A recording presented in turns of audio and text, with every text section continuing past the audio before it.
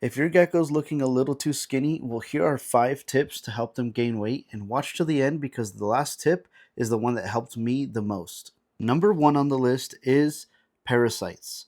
Now, it's always important to check your gecko, especially if you're getting it from a source that you're not really comfortable with. You also want to make sure to quarantine your gecko if you do suspect it of actually having parasites. Now, the reason my gecko is pretty skinny is not because it has parasites, it was because it was neglected, so I can definitely rule out the parasite part.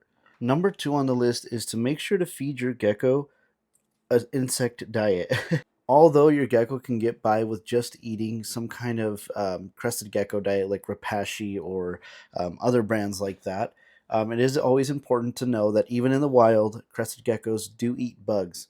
So I just fed little Ember here a dubia roach and she took it immediately. That has a lot of protein for the gecko, a lot of nutrients that you wouldn't really find too much in here. I know that some of the ingredients actually have bugs, but there's nothing like the actual thing. Make sure that at least once or maybe twice a week, feed your gecko dubia roaches, waxworms, things that are nice and nutritious. That's one thing that has definitely been helping my gecko get from what you see here on the screen to where she is now. I got my dubia roaches from dubia.com. They sell a variety of sizes, and this is like the perfect size for my gecko right now because I don't want her to get any kind of issues intestinally while she's eating. So I always like to make sure to get the small kind first. She's probably going to make a mess out of this if she tries to jump.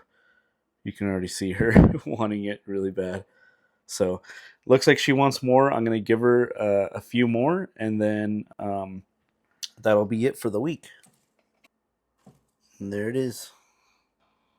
Moving into number 3 on the list is supplementation. Now, supplements are just as important as gecko diet. You always want to make sure that you also give your gecko some kind of calcium. This one has vitamin D3, which is the type that they need.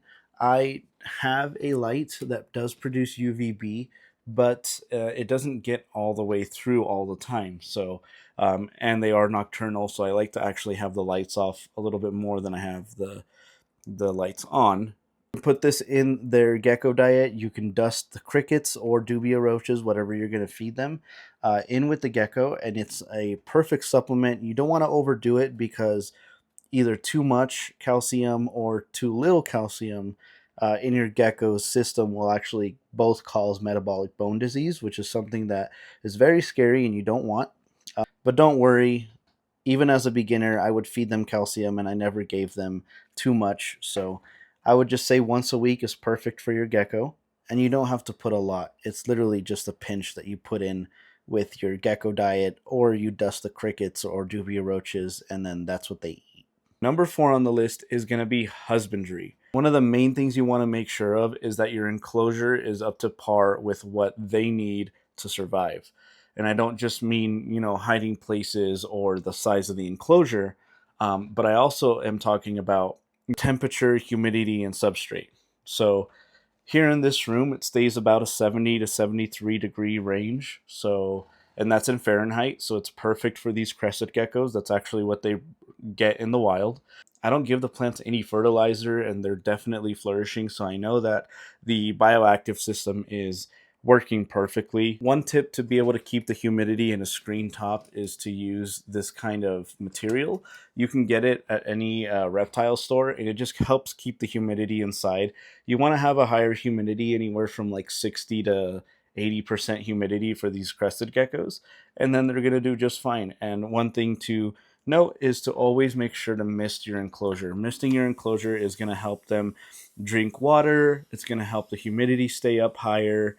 And it's just going to give an overall health to your gecko that's they wouldn't if you didn't mist the enclosure. So make sure you're doing. Oh, got an escapee. All right, now that she's back in the enclosure, I can now talk about number 5 on the list. It is the lighting. One of the biggest things that actually helped my crested geckos grow in size was actually nothing to do with the feeding, the enclosure, the humidity, or any of that. It was actually the lighting. If you have a crested gecko, you probably already know that crested geckos are a nocturnal species. So the best time to feed your crested gecko is going to be at night. I know that if you see a crested gecko that looks a little skinny or that you're worried that it's not eating, you want to feed it when you get home from work or from school or whatever, but you can potentially be hurting your gecko by trying to do this. Instead, what you want to do is wait for nighttime and you want to just turn the lights off. Turning the lights off will actually activate their nocturnal response, and they're going to be more active, looking for food more. Their sense of smell is going to, heighten because they're not going to be using their other senses as much as they are their smell. So, as long as you turn the lights off, feed them at night, and you see that they're actually producing feces, then that is the best way to actually help your gecko eat on their own. So there are 5 tips that helped me keep this gecko alive and to keep my other gecko growing and growing. If you want to see this little girl's journey, click this video right here and watch these other videos as well. Thank you guys all for watching, and God bless.